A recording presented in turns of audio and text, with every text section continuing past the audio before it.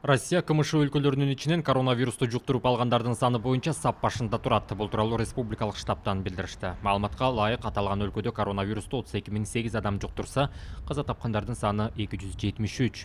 Ал эми Украинада 5106, каза тапкандар 133, Белоруссияда 4779, каза тапкандар 42, Молдовада 2264 чалдыкса, каза тапкандар 56, Казакстанда 1591 адам жугузуп алса, каза тапкандар 17.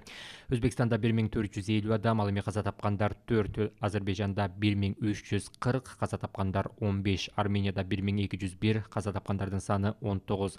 Жана Кыргызстанда 506 адам илдетке чалдыгып, 5 киши каза болду. Ал эми Джон Хопкинс университетинин маалыматына ылайык, дүйнөдө коронавирусту 2.249.717 адам жуктурса, 570.296 адам илдеттен айыккан. Ал эми каза болгондордун саны дүйнө боюнча 154.271 түздү.